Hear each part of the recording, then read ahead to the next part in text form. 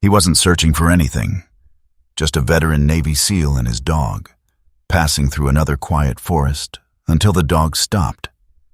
Not in fear, but like it had been waiting for this moment all along. Deep in the trees, they found a rusted ship that should never have been there. Inside, something wasn't hunting them. It was showing him a past he thought was gone. A choice he once made, now standing in front of him again. And this time, one step could either save him or erase him completely. Before we begin, tell me where you're watching from, and don't forget to like and subscribe to Veteran Dog Stories. Caleb Vance had been living out of motion for so long that stopping felt less natural than sleeping in the rain. At 43, he still carried the kind of body that told the truth before he ever spoke. He stood 6'1", broad-shouldered, hard through the chest and back, built not like a bodybuilder, but like a man who had spent years teaching his muscles to obey faster than fear. His face was angular, cut with a clear jawline and the light roughness of beard stubble that never quite became a full beard. Deep blue-gray eyes sat beneath a brow that always looked as though it were studying the horizon for trouble. His short, dark brown military haircut had early silver at the temples, and the streaks did not make him look older so much as weathered. The olive field jacket on his shoulders had been worn long enough to know the shape of him. Beneath it sat the red and dark blue plaid shirt he always wore, sleeves rolled when the day grew warm. Dark blue cargo pants, worn brown leather boots, an old military watch with a scratched face, a pocket knife, and an Eberly-stock half-track backpack completed the whole of his portable life. He looked like a man who had once belonged to an organized world, and had since stepped outside it on purpose. Beside him moved the only constant he had left. Orion, a German Shepherd K9 in the prime of late working age, moved with disciplined, silent precision through the thin morning mist. The dog was 5 or 6 years old by the look of him, black and tan with a dense short coat that held a healthy dark sheen even after days on the road. His frame was balanced and muscular, compact in a way that promised strength without waste. His eyes were what most people remembered, deep, focused, almost unnervingly intelligent. Orion did not fidget. He did not bark at leaves or chase ghosts for the fun of it. He watched. He measured. He made decisions. The black tactical harness fitted over his shoulders carried a clear patch. K9 Orion. They had crossed 3 states in 18 days, a stretch of highway in Pennsylvania, county roads in upstate New York, a short-term roofing job near a lakeside town where Caleb kept to himself, took cash, and left before anyone learned enough to ask questions. There was a worn map folded into the side pouch of his pack, though he rarely needed it. He followed weather, instinct, and the quiet urge to keep moving. That urge had brought them north again, into a forest where the early autumn light fell through the canopy in soft gold shafts, turning the air itself into something visible. The road that led there was narrow and cracked, bordered by old stone walls half swallowed by moss. The kind of place that looked bright and clean at first glance, then gradually revealed a silence so complete it pressed against the ears. Caleb parked his aging truck beside a turnout and shut off the engine. For a moment, neither he nor Orion moved. He listened. Wind through high branches, a distant water bird, the dry ticking sound of the engine cooling. Nothing wrong, nothing obvious. And still, something about the place felt too still, as if the forest were not asleep but waiting. He exhaled, rubbed the back of his neck, and muttered, "Rest stop, not a prophecy." Orion jumped down first. The dog's paws landed softly on the damp earth. He stood beside the truck and looked toward the trees, ears forward, body calm but alert.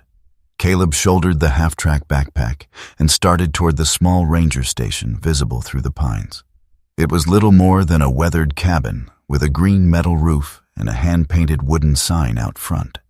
A government vehicle sat parked beside it, dusty and scratched, as though it had spent more time on logging roads than pavement. The woman who stepped out when he approached had the grounded look of someone who spent most of her life outdoors. Lila Mercer was in her mid-30s, around 5'7", lean and strong, with the easy balance of a person used to uneven ground. She wore a moss-green Ranger parka over a gray sweater, dark outdoor pants, and waterproof brown boots muddied at the soles. A small field backpack sat near the porch steps beside a radio and folded topographic maps.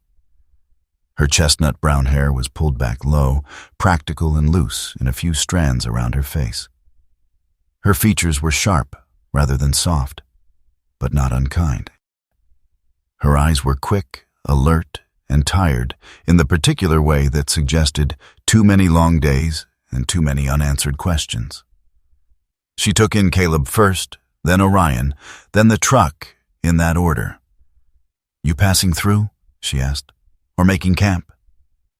"Passing through," Caleb said. "Thinking about one night, maybe two." Lila nodded, but her gaze slid back to Orion. "Good dog."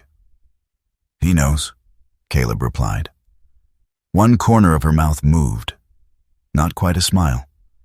The good ones usually do. She gave him the usual warnings first. Fire restrictions, no hunting in the reserve, logging roads to avoid after dark. Then her tone shifted, almost casually, the way people speak when they are pretending not to test whether the listener will laugh. "This forest used to be a river channel," she said. "A long time ago. The old maps show it. The land changed, the water moved, and the trees took everything back." Caleb glanced toward the woods. "That's your polite way of saying it's easy to get lost?" "It's my polite way of saying strange things don't always stay buried here." He looked at her fully then. Lila folded her arms. 3 people in the last 4 years. Gone. No bodies. No camps left behind. No blood. No signs of animal attack. Just tracks that stop making sense.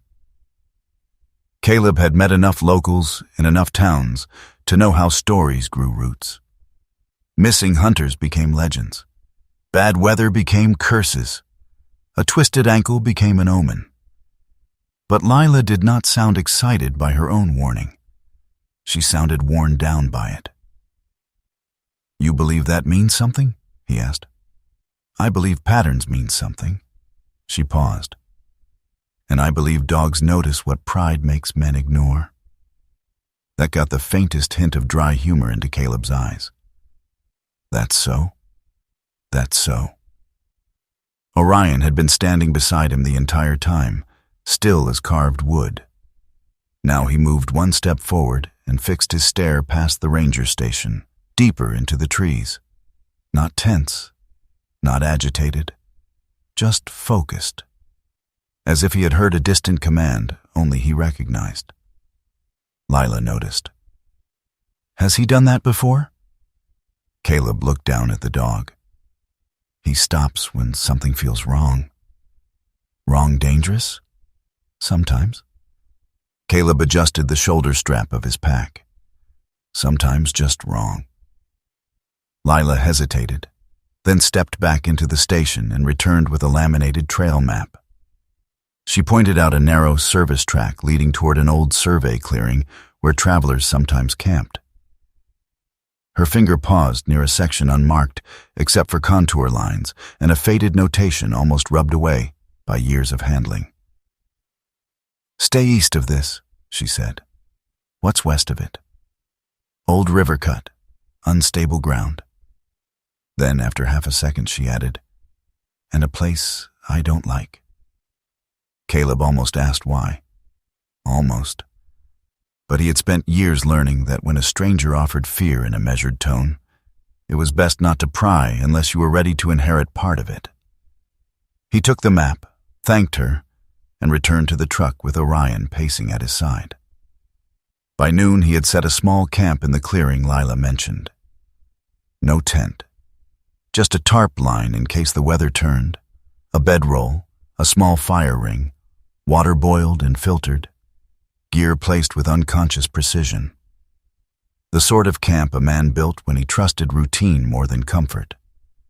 The clearing itself was beautiful in a way that almost made caution feel foolish. Sunlight spilled through maples beginning to gold at the edges. Ferns crowded the ground in thick green layers. Somewhere unseen, water moved over stone with a low, steady murmur. The whole forest smelled of pine, damp bark, cold earth, and the faint sweetness of leaves beginning to die. Caleb sat on a fallen log and ate from a tin cup while Orion lay nearby. Or rather, Orion appeared to lie nearby. The dog's body was down, but nothing else about him was resting. His head remained lifted. Ears flicked once, then went still. His gaze stayed locked on the western edge of the clearing. Caleb followed that gaze and saw nothing except trunks, light, and drifting insects in the sunbeams. He looked back at Orion. "You going to tell me what your problem is?" Orion did not move. The old ache in Caleb's shoulders settled in the way it always did when he stopped traveling long enough to feel his own body again. He rubbed one hand over his jaw, stared into the trees, and let his thoughts drift where he usually refused to let them go. Not all the way back. Never all the way. Just close enough to feel the outline of old guilt pressing under the ribs. He had built his life around not standing still long enough for memory to catch up. Some men drank, some talked too much, some found religion. Caleb drove, worked, slept lightly, kept moving. It was not peace, but it was manageable. Orion rose so suddenly, Caleb's hand went to the knife at his pocket out of pure instinct. The dog took 3 steps toward the western tree line and stopped. Then, slowly, he turned his head and looked back at Caleb. Not a command, not panic, a question. That was the moment the forest changed. Not in sound, not in light.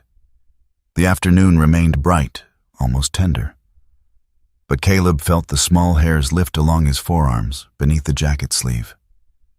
Something in Orion's posture made the air sharpen. He stood. "What is it?" Orion moved forward again, disappearing between 2 pines at the edge of the clearing, then reappearing just enough to make sure Caleb was following. Caleb swore softly under his breath, grabbed the map, and went after him. The ground sloped lower than he expected. Ferns thickened. The earth underfoot grew darker and damper, threaded with old roots and broken stone. Here and there, Caleb noticed details that did not fit the natural rhythm of the place. A section of iron half buried in moss, a shape beneath vines that might once have been a rusted cable, a rotted timber too straight to be ordinary fall. Orion kept moving with measured certainty. Then he stopped dead. Caleb came up beside him and looked through the trees. At first his mind refused the shape because the shape did not belong there. It rose out of the forest like a relic from a drowned world. A massive rusted ocean ship stranded impossibly deep among the towering northern trees. Its steel hull was half devoured by moss, vines, and hanging roots. Great trunks had grown up around it and through it, as though the forest had spent decades trying to absorb the thing. And had not yet succeeded. Soft shafts of sunlight poured through the canopy and struck the ship's corroded sides in pale gold, making the decay look almost sacred. The name on the hull was still visible beneath rust and green overgrowth. Aurora. Caleb did not realize he had stopped breathing until he heard himself inhale. Orion stepped in front of him, not growling, not barking, just standing there, body solid and absolute, blocking the path to the ship as if he understood before Caleb did that whatever waited ahead had not been waiting for the dog. It had been waiting for the man. Morning did not arrive all at once in the forest. It seeped in. Light filtered down through layers of leaves, pale at first, then slowly warming into gold. Mist clung low to the ground, drifting between roots and broken stone like something that had forgotten where it belonged. Caleb Vance woke before the sun fully reached the clearing. He didn't need an alarm. Years of training had turned his body into one. For a moment, he lay still in his bedroll, eyes open, listening. The forest carried sound differently at dawn. Subtle, honest. No deception in the way wind touched branches or insects shifted in the undergrowth. Nothing moved wrong. Nothing except Orion. The German shepherd was already standing at the edge of the clearing. Not pacing, not restless. Waiting. Caleb pushed himself up, rolling his shoulders once, feeling the familiar pull of old strain along his back. He reached for his watch, still ticking, still reliable, and glanced at the time. Early, too early for decisions. But Orion didn't deal in convenience. Caleb stood, laced his boots, and slung the Iberly stock half-track over his shoulders. He didn't ask where they were going. He followed. Orion moved at a measured pace. Not tracking prey, not exploring, leading. That was the difference. His head stayed level, ears forward, body aligned with a direction that did not waver. He didn't check behind him often, only enough to confirm Caleb was still there. And Caleb trusted that more than he trusted himself. The forest thickened as they went deeper. Fern beds gave way to heavier undergrowth. The soil underfoot softened, darker, richer, like it had held water once, long ago. Tree trunks grew wider, older, their barks split with time. Here and there, Caleb noticed remnants that didn't belong to nature. Rusted fragments of metal embedded in roots, lengths of corroded cable half swallowed by moss. Shapes that might have been man-made once, but had long since surrendered to the forest. He slowed slightly. That wasn't random. That was a pattern. Orion stopped. Not abruptly. Just ended his movement. Caleb stepped beside him. And then he saw it again. The ship. It was impossible to take in all at once. Even standing there, even seeing it clearly now in daylight. Caleb's mind resisted accepting it as real. The hull rose massive and corroded, its steel skin eaten by rust and layered with green life that had claimed it inch by inch. Thick vines draped from the upper decks like ropes abandoned mid-use. Tree roots curled around the lower structure, some of them having grown directly through open windows and broken panels. The name was clearer in the morning light. Aurora, not painted anymore, just barely surviving. A memory etched into metal. Caleb stepped forward. Orion didn't. The dog remained exactly where he stood, his body angled just enough to block Caleb's direct path. "Yeah," Caleb muttered under his breath. "I see it." But seeing wasn't the problem. Understanding was. He moved a few steps to the side instead, circling slowly, approaching at an angle. Orion allowed that, but followed, staying slightly ahead, never letting Caleb close the distance directly. That was new. Caleb had seen Orion hesitate before. He had seen him alert, aggressive, even defensive. But this was refusal. The ground around the ship told a story, and like most stories worth listening to, it wasn't clean. Caleb crouched near a patch of disturbed earth. His fingers brushed lightly across the surface. Old impressions. Not fresh. Boot marks, maybe. Years ago. But they didn't lead away. They ended. He stood again, scanning the base of the hull. There were no drag lines. No deep gouges in the earth. No collapsed tree lines that would suggest something this large had been forced through the forest. It hadn't been dragged. It hadn't been rolled. It hadn't been moved. And yet, Here it was. Caleb exhaled slowly. "All right," he said quietly. "So that's not normal." Orion shifted his weight, a subtle movement, but enough Caleb approached the ship's side. The metal smelled faintly of rust and damp decay, mixed with something else, something older, harder to place. He reached out and touched the hull, cold, not just from the morning air, a deeper cold, the kind that didn't belong to sunlight. He moved along the length of the ship, eyes scanning for entry points. Several openings had formed over time. Collapsed panels, broken doors, sections where the structure had simply given up resisting the forest. One of them led into what had once been a lower deck. Caleb stopped there. Orion did not move forward. Instead, the dog stepped slightly in front of him again.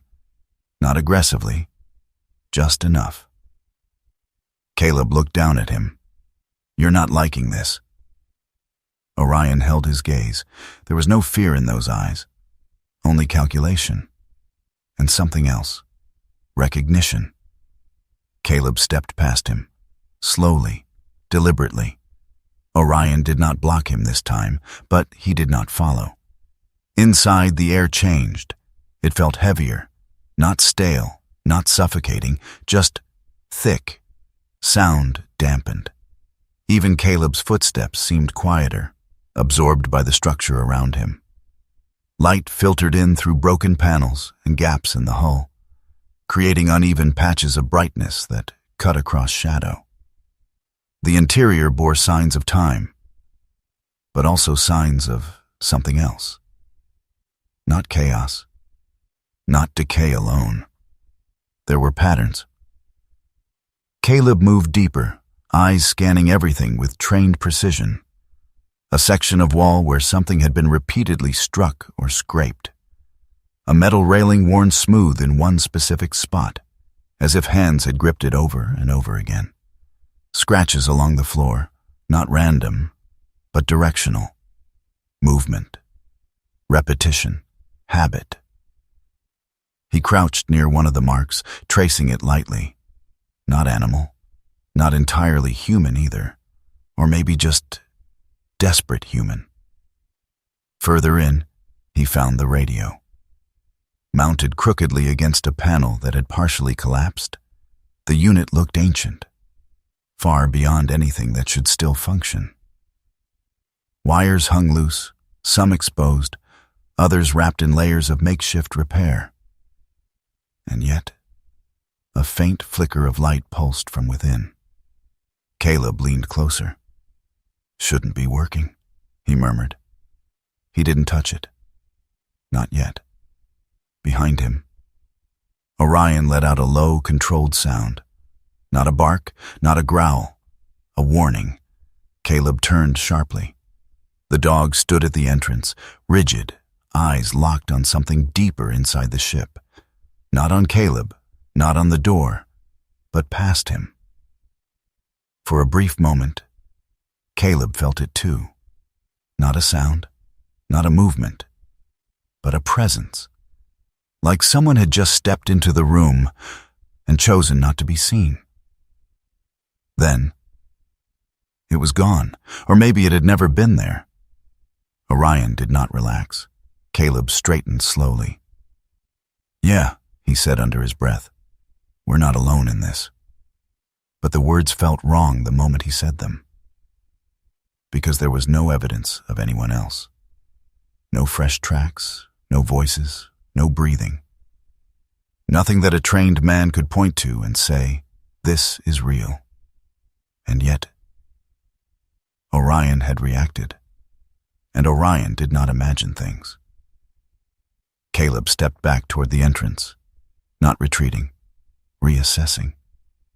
He stopped just before reaching Orion and looked back once more into the dim interior. The radio flickered again, faint, inconsistent, but alive. That was enough. For now. Outside, the forest felt different. Brighter, yes, but also thinner. like the ship behind them had taken something with it from the air. Caleb exhaled and adjusted the strap on his backpack. "We're not done here," he said quietly. Orion did not respond, but he stepped beside Caleb again, close, as if confirming something. They circled the ship once more before pulling back toward the tree line. Caleb moved slower now, not because he was afraid, because he was thinking. Everything about the place suggested time, old riverbeds, forgotten routes, structures left behind. But the ship suggested interruption, something that didn't belong to the natural flow of anything, something inserted or held. At the edge of the clearing where they had first seen it, Caleb stopped and looked back one last time. The Aurora stood silent, massive, unmoving, and somehow watching. He shook his head slightly, more to himself than anything else. "All right," he said. "We'll do this properly." Orion's ears flicked once. Agreement. They turned and made their way back through the trees toward camp. Neither of them spoke. Neither of them needed to, because for the first time in a long while, Caleb Vance was not just passing through a place, he was about to stay. Caleb Vance did not believe in haunted places. He believed in patterns. And the moment he stepped back toward the ship that afternoon, what he saw inside the hull of the Aurora was no longer just strange. It was structured. That made it worse. The forest outside had warmed under the midday sun, but the air inside the ship remained cold in a way that didn't match the temperature outside. Not freezing, not unnatural enough to trigger instinct alone, just wrong in a quiet, persistent way. Caleb ducked through the opening again, slower this time, deliberate, measured. His boots made soft contact against the metal floor, the sound muted as though the ship itself absorbed it. Behind him, Orion stopped at the threshold. The German shepherd lowered himself into a controlled down position just outside the entrance. His body was still, but not relaxed. His ears angled forward, his gaze fixed entirely on Caleb, waiting, watching, guarding. Caleb didn't look back again.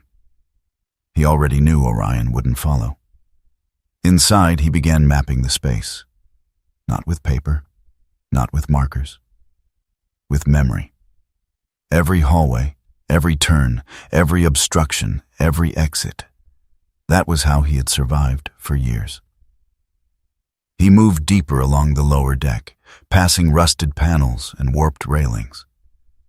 The smell of damp metal mixed with something else, faint, almost untraceable, like the ghost of burned circuitry.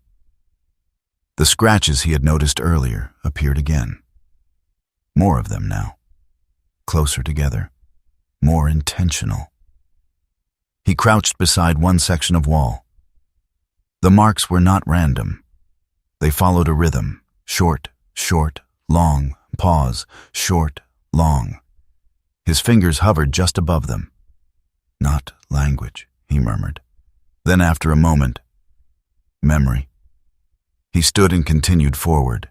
A narrow corridor led toward what had once been a central operations area. The doorframe was bent inward slightly, as if something heavy had struck it from the other side long ago. Inside, the room opened wider. Broken equipment, collapsed panels, a chair bolted to the floor.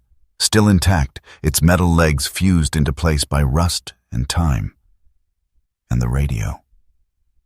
It sat crookedly against a half-fallen console, wires exposed, some rewrapped with cloth and tape in crude attempts at repair. The casing was cracked, the dials worn smooth.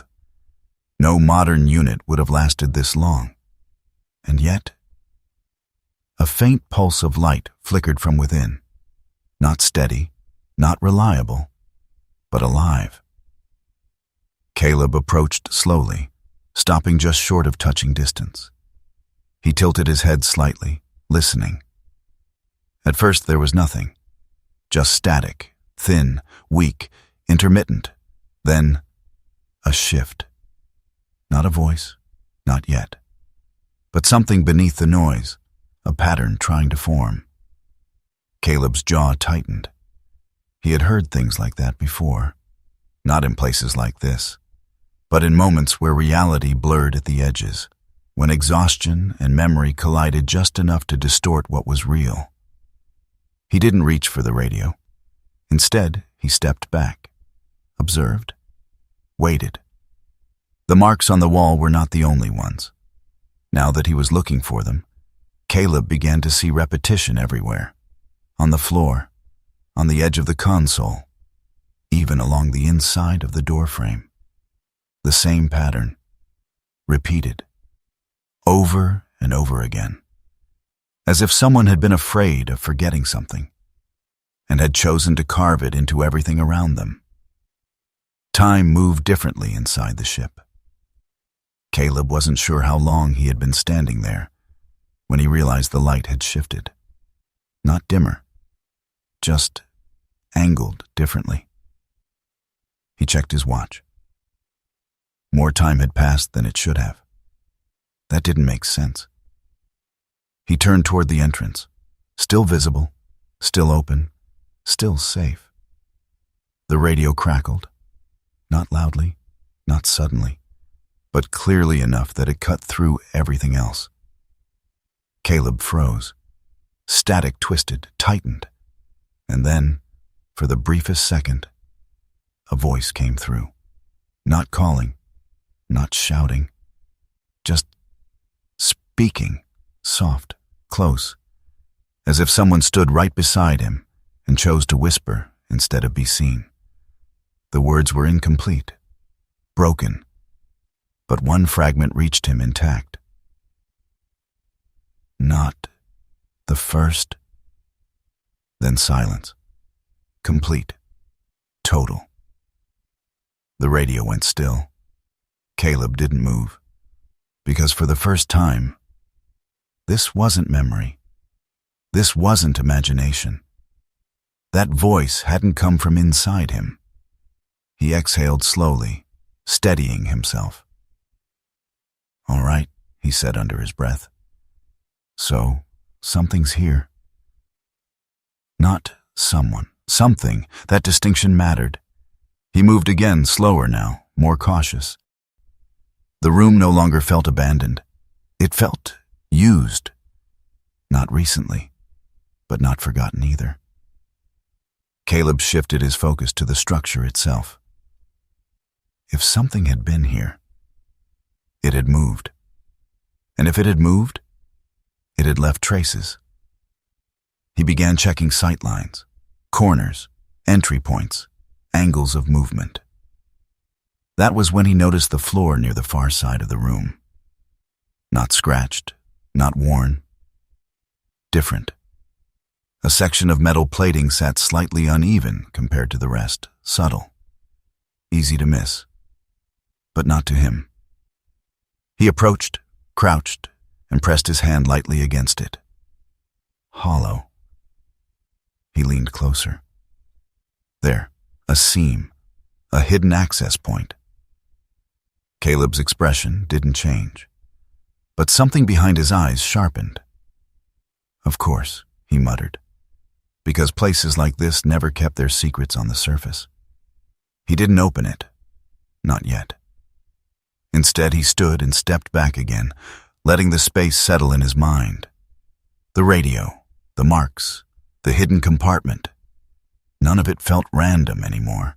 It felt connected, like pieces of a system he hadn't fully understood yet. He turned and made his way back toward the entrance. Each step measured, each breath controlled. The outside light grew stronger as he approached. And then, he stepped out.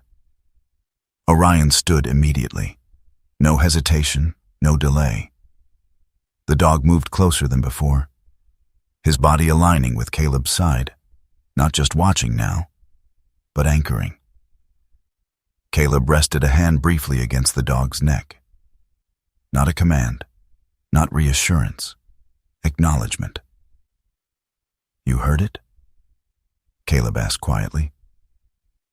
Orion didn't respond, but his eyes didn't leave the ship.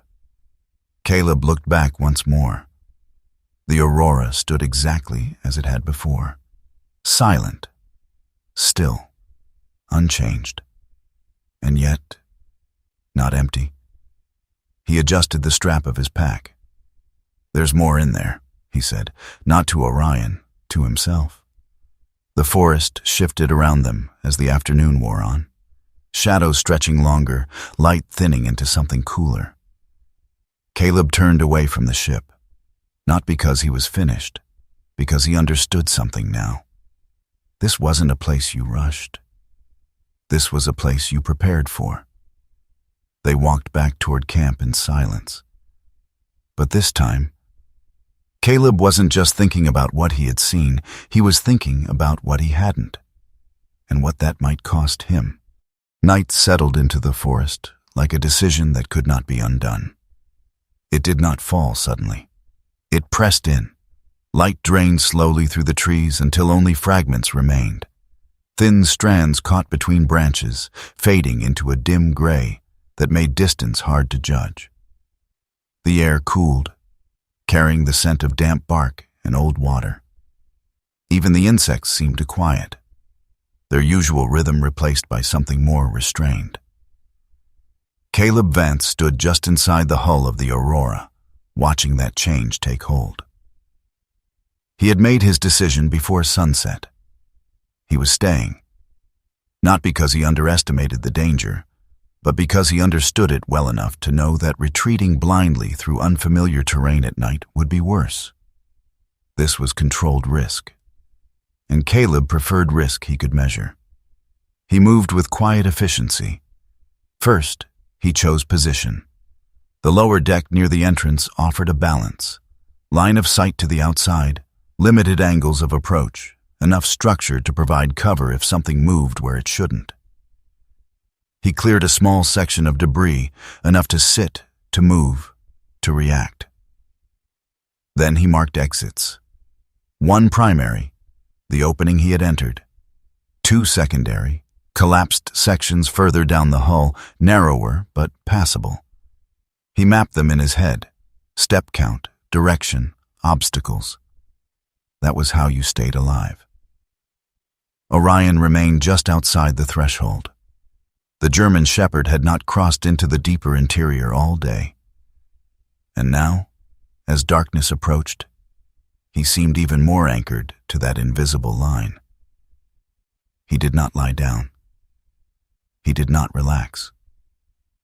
He stood, watching the forest, then, occasionally, turning his head slightly toward Caleb, not to check on him, but to confirm something remained where it should be. Caleb noticed that. He always noticed Orion. "You could come in," Caleb said quietly. Orion did not move. The dog's ears flicked once. That was the answer. The hours passed without event. At first, Caleb sat with his back to a cold section of metal, one knee raised, one hand resting loosely near the knife at his pocket. His breathing slowed. His eyes adjusted. His mind did what it had always done in long waits. It moved. Not forward, backward. He tried not to let it. But the quiet made space, and space made room for memory. He focused on details instead.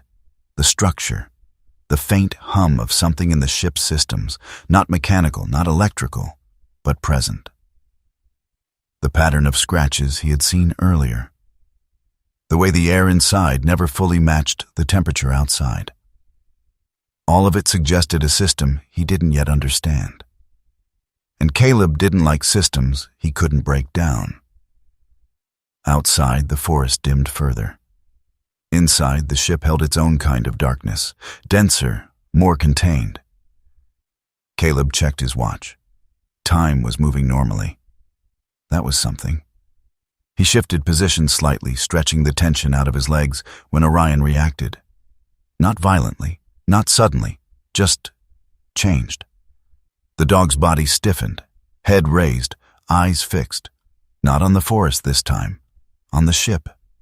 Caleb felt it then. Not a sound, not a movement, a shift. The kind that trained men learn to recognize without knowing why. He didn't turn immediately. He waited, listened.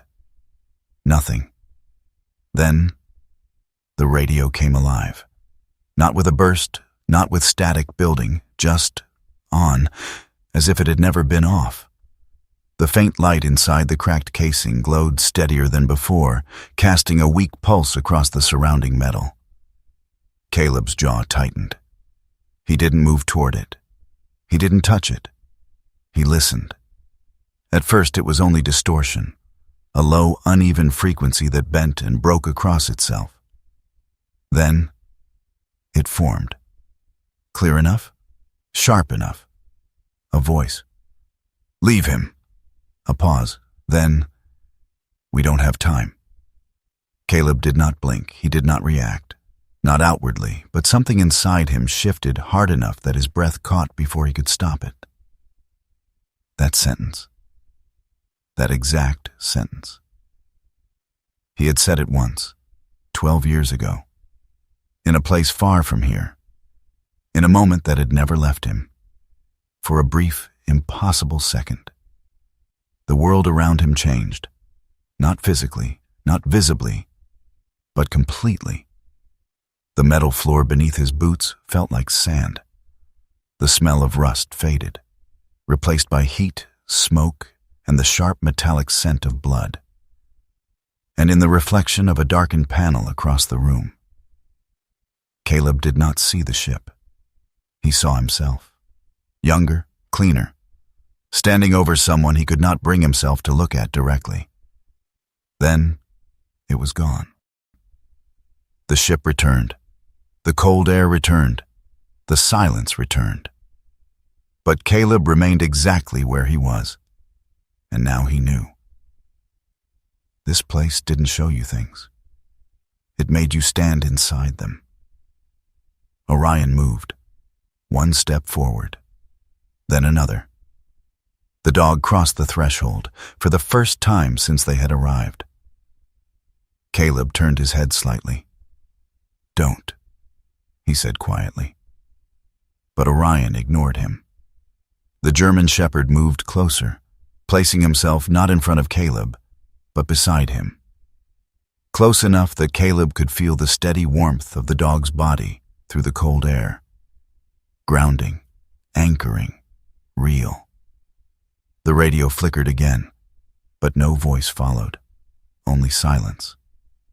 Caleb exhaled slowly, controlled, measured.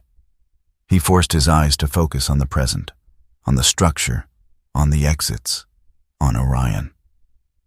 "Not real," he muttered, but the words lacked conviction, because it had felt real, more real than memory usually allowed itself to be. He stood, slowly, every movement deliberate. He walked toward the radio, not quickly, not aggressively, just enough to close the distance. He stopped an arm's length away, looked at it, then looked at the surrounding space. Nothing else had changed. No new movement, no new sound. He reached out and turned the dial. The static died instantly. Complete silence replaced it. No hum, no signal, nothing. Caleb held the position for a moment longer, then released the dial, stepped back. Behind him, Orion shifted slightly, but did not retreat. That mattered. If the dog had panicked, Caleb would have left immediately, but Orion stayed, alert, steady.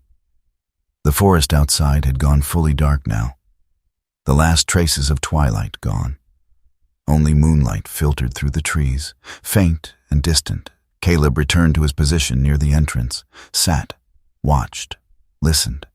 He did not sleep. Not that night. Not even close hours passed. Or maybe less. Time felt uneven, but not broken. Just heavier. Nothing else happened. No voices, No movement, no second event. But that was enough. Near dawn, the first pale light began to filter back through the trees. Orion was still awake, still watching. Caleb stood, stretching the stiffness from his limbs. He looked back into the ship one last time. The radio sat silent, the interior unchanged, cold, still. But Caleb was not the same. He stepped out into the morning air, breathing deeper now, grounding himself in something that didn't shift under him. Orion followed, without hesitation. Caleb glanced down at him. "You felt that," he said quietly. Orion did not respond, but he didn't look away either. Caleb nodded once, more to himself than anything else. "We're not guessing anymore." He looked back at the ship, at the Aurora. This place isn't empty. And for the first time, he understood something clearly. It wasn't trying to scare him. It was trying to reach him. Morning did not feel like relief. It felt like permission. The kind that came after something had already begun. Caleb Vance stood at the edge of the ship's lower entrance, looking back into the hollow interior of the Aurora. The light was different in the morning, cleaner, more revealing. But it did not make the place any easier to understand. If anything, it made it harder. Because now, there was no darkness to blame, no shadows to hide behind. Only structure, only evidence. Orion stood beside him, closer than usual. The German shepherd's posture had changed since the night before. He was no longer refusing the ship outright, but he was not accepting it either. His body remained aligned with Caleb's, not ahead of him, not behind him, equal. Watching, measuring, deciding. Caleb adjusted the strap of his pack. "All right," he said quietly. "We finish what we started." Orion's ears flicked once. Agreement. They moved inside together. This time, Orion did not stop at the threshold. He followed, not willingly, but deliberately. Caleb retraced his path through the lower deck, each turn already mapped in his head. The radio remained silent now, the faint flicker from the previous day gone. The marks on the walls, the patterns carved into metal and floor, were clearer in daylight, more numerous than he had first realized, and all of them pointing inward. He reached the central room again, paused, listened. Nothing. Good. Then he moved toward the section of floor he had noticed the day before. The uneven plate, the seam, the hidden access. Caleb crouched, ran his fingers along the edge. There, a latch. Not obvious, not meant to be found by accident. He slid his knife into the narrow gap and applied pressure. The metal resisted. Then, gave. The plate lifted with a low, grinding sound. Not loud, but deep. Like something opening that hadn't been opened in a very long time. A narrow space revealed itself beneath. Dark, compact, not a full room. A compartment. Caleb waited, listened, smelled the air. Different. Less decay, more contained. He looked at Orion. The dog's eyes were fixed on the opening, not fearful, focused. Caleb lowered himself slowly into the space. The compartment was barely tall enough to stand fully upright. Reinforced walls, minimal equipment, a small cot, a water container, old storage crates, and someone sitting in the far corner. Caleb did not reach for his weapon. He did not speak. He observed. The man in the corner did not react immediately. He sat with his back against the wall, one knee raised, one arm resting across it. His frame was thin, but not weak. Worn down rather than frail. His clothes were layered and old. A brown canvas coat faded from years of use, a flannel shirt beneath it, gray work pants, boots that had been repaired more times than replaced. His hair was gray and uneven, his beard patchy but thick in places. His skin carried the pale tone of someone who had not seen enough direct sunlight in a long time. But it was his eyes that held Caleb's attention. Clear, focused, not confused, not broken, just tired in a way that went beyond exhaustion. "Didn't think I'd see another one," the man said quietly. His voice was rough, unused, but steady. Caleb stayed where he was. "How long have you been here?" The man gave a small, humorless exhale. "Long enough to stop counting." Caleb stepped closer, slow, non-threatening. "Name?" The man's gaze didn't waver. "Rowan Hale." Up close, the details became sharper. Rowan was older, late 60s, maybe early 70s. His face carried deep lines, not just from age, but from repetition. The same thoughts, the same memories, carved into him over years.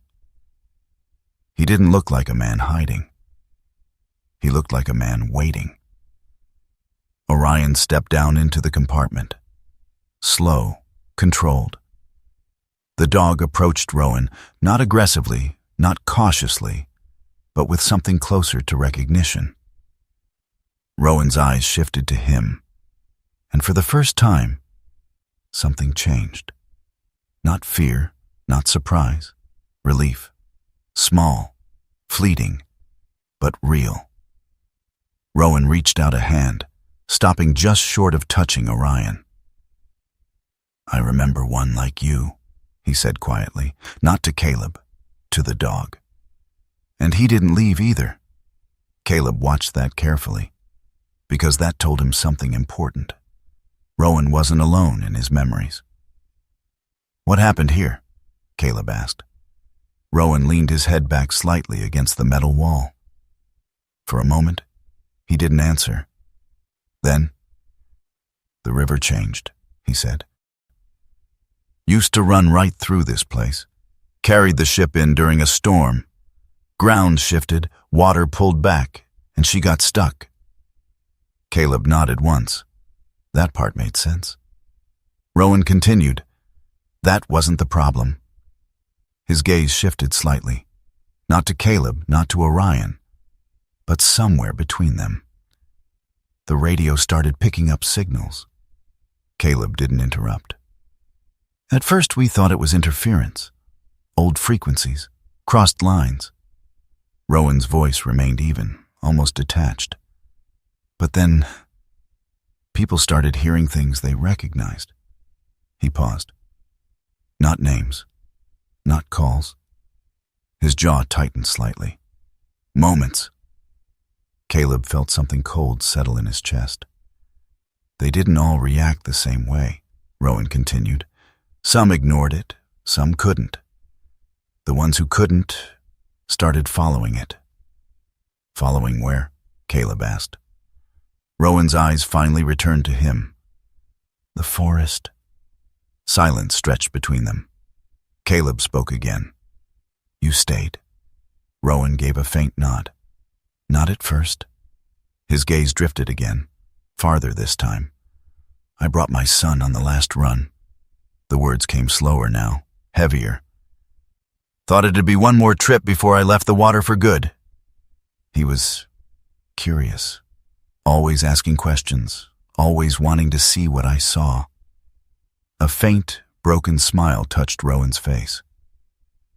"He heard it before I did." Caleb didn't move, didn't speak. "One night, he got up." Rowan's hand tightened slightly against his knee. "Didn't wake me. Didn't say anything. Just walked." The compartment felt smaller suddenly.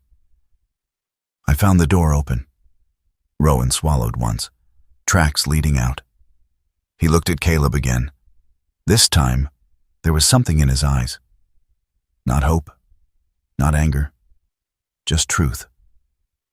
I followed. A pause. Didn't catch him. Silence. And you never left, Caleb said quietly. Rowan shook his head once. No. Why?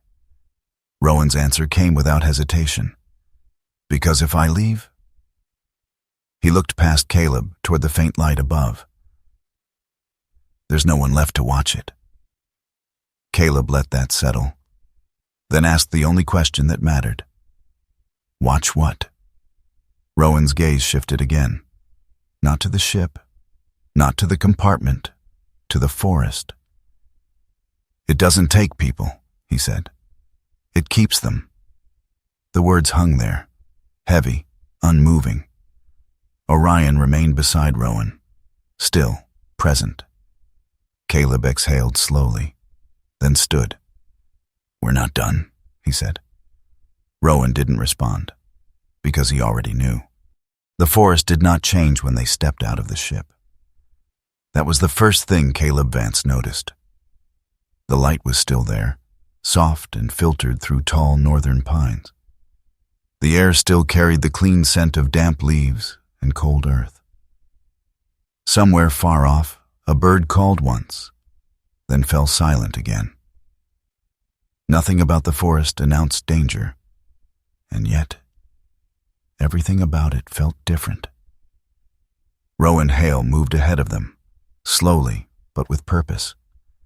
The older man's posture had a certain familiarity to it now that Caleb recognized, someone who had walked the same ground too many times, memorizing not just the path, but the consequences of stepping off it. Rowan did not carry much, just a worn canvas coat over his thin frame, flannel shirt underneath, and boots that had molded to his feet long ago. In daylight, the lines on his face seemed deeper, not from age alone, but from repetition, years of thinking the same thoughts, revisiting the same memories, never quite escaping them. He didn't look back. He didn't need to. He knew they were following. The path's not marked, Rowan said quietly, his voice steady, almost conversational. Not in any way you'd recognize. Caleb walked a few steps behind him, Orion close at his side. Then how do you follow it? Rowan paused briefly, glancing over his shoulder just enough for Caleb to see the faintest hint of something like dry humor. You don't. Then he continued forward. You avoid leaving it. That answer stayed with Caleb longer than he expected. The ground shifted underfoot as they moved deeper. Not dramatically, subtly. The soil softened in places, hardened in others.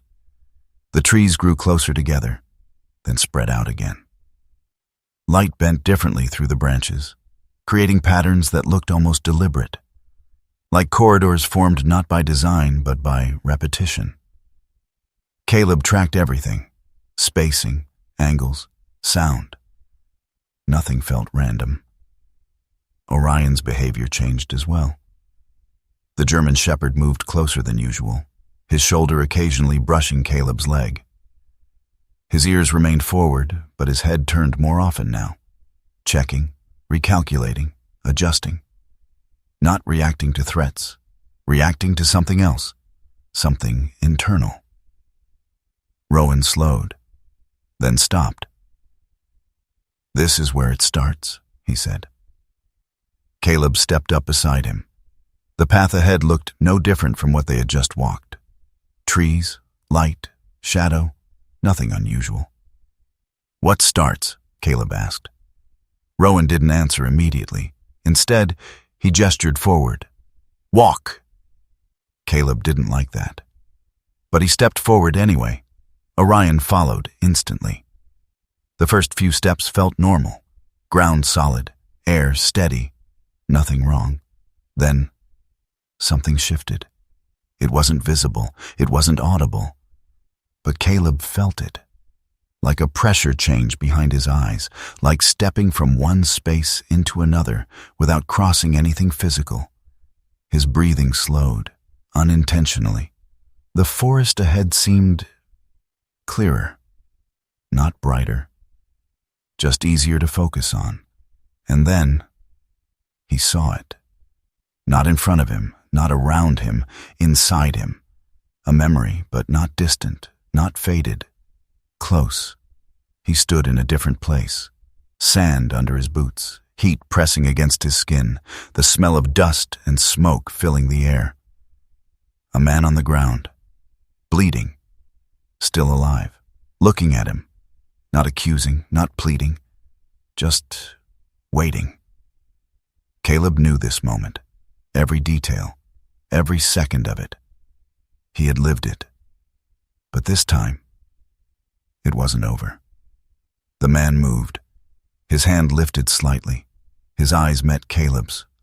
And for the first time, he spoke. "You still have time." The words hit harder than anything Caleb had expected, because they had never been spoken before. Not then, not in reality. This wasn't memory. This was something else, something offering change.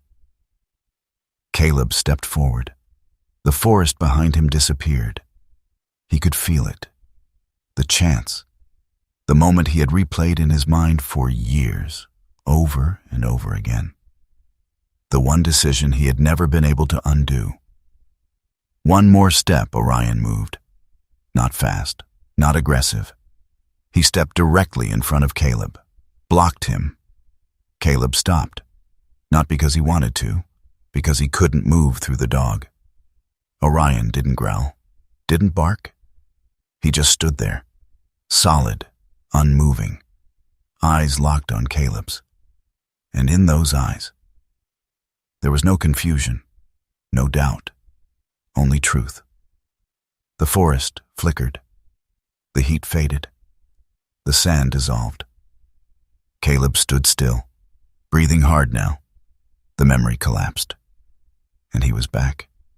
Back in the forest, back on the path. Orion still standing in front of him. Rowan watching from a few steps ahead. Neither of them had moved. Caleb exhaled sharply, ran a hand over his face. "Not real," he said under his breath. Rowan shook his head slowly. "Real enough." Caleb looked at him.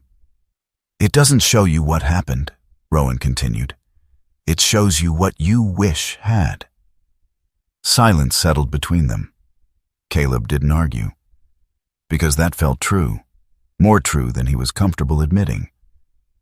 They continued forward, slower now, more deliberate.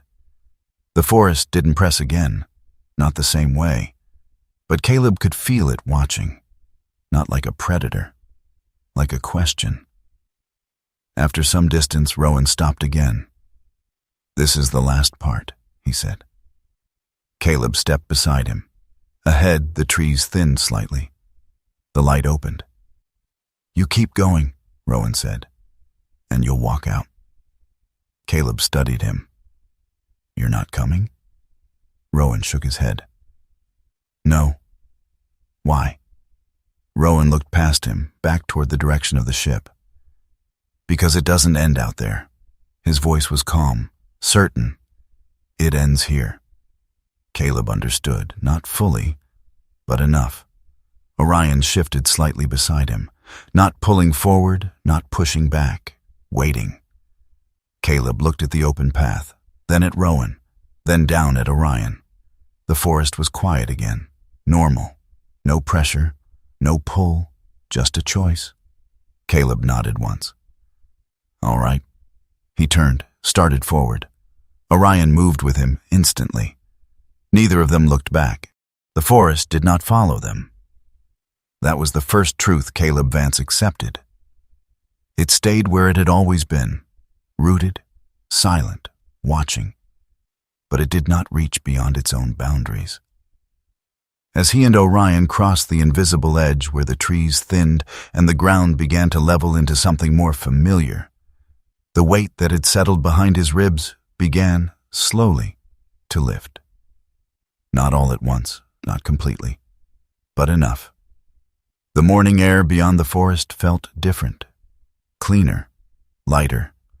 The wind moved freely here, carrying the scent of open land instead of damp bark and buried water. The sky stretched wider, pale blue breaking through the last strands of mist. Caleb didn't stop walking. He didn't look back. Not because he was afraid to, because he didn't need to. Orion walked beside him, close but not pressed in. The German shepherd's posture had changed again. His ears were no longer fixed forward. His movements were looser now, less calculated, more natural, not relaxed, but no longer braced. That was enough. They reached the old service road by mid-morning. Gravel underfoot, tire tracks, faint but present, a sign that the world outside the forest still existed, still functioned, still moved forward. Caleb paused there, just for a moment. He adjusted the strap of his half-track backpack, shifting the weight across his shoulders. The familiar pressure grounded him, real, physical, measurable. He glanced down at Orion. The dog looked back at him, steady, present. "All right," Caleb said quietly. Not a command, a confirmation. They walked on. The road curved slightly, leading toward the ranger station where they had first arrived. The distance felt shorter now, though Caleb knew it wasn't. It just felt that way, because he was no longer carrying the same weight. He saw her before she spoke. Lila Mercer stood near the porch of the station, arms crossed loosely, watching the road. She had changed nothing about her appearance. Same moss-green parka, same practical stance. But there was something in her posture that suggested she had been waiting longer than she wanted to admit. When she saw Caleb, she didn't move immediately. She studied him. Then Orion. Then the empty space behind them. "You made it out?" she said. Her voice was neutral, but her eyes weren't. Caleb stopped a few feet away. "Yeah." Lila tilted her head slightly. "That all you're going to say?" Caleb exhaled through his nose, the faintest trace of dry humor passing through him. "Pretty much." She held his gaze for a moment longer, then nodded once. "You didn't go all the way in," she said. It wasn't a question. Caleb didn't answer, because that depended on how someone defined in. Lila shifted her weight, stepping off the porch. "You're not the first one to come through here like that," she said. Caleb's eyes narrowed slightly. "What do you mean?" Lila hesitated, then spoke. "Every few years, someone shows up." Her tone was steady, careful. "Walks into that forest, stays longer than they should." She glanced toward the tree line. "Some don't come back." A pause. "And the ones who do?" She looked at Caleb again. "They don't talk about it." Caleb let that settle, then gave a small nod. "Sounds about right." Lila studied him for another second. Then her gaze shifted to Orion. "He's the reason, isn't he?" Caleb followed her eyes. The German shepherd stood beside him, calm now, but still aware in a way that never fully faded. "Yeah," Caleb said quietly. Lila gave a faint, almost imperceptible smile. "Figured." For a brief moment, Orion turned his head. Not toward the road, not toward the station, back toward the forest. His body didn't tense. He didn't move forward. He just looked. And in that look, there was no warning, no urgency, only acknowledgement, as if something inside the forest had looked back. Then Orion turned away, and the moment passed. Lila didn't notice, but Caleb did. He didn't speak, because whatever that was, it wasn't for her. The silence between them stretched comfortably after that. No more questions, no more explanations. Lila stepped back toward the station. "You heading out?" she asked. Caleb nodded. "Yeah." She hesitated, then added, "Road gets rough about 10 miles south. Watch the turn near the old bridge." Caleb gave a slight nod. "Appreciate it." She looked like she wanted to say more, but didn't. Instead, she stepped aside, letting him pass. Caleb and Orion continued down the road. The sound of gravel under their boots faded into the open space ahead. They didn't speak. They didn't need to.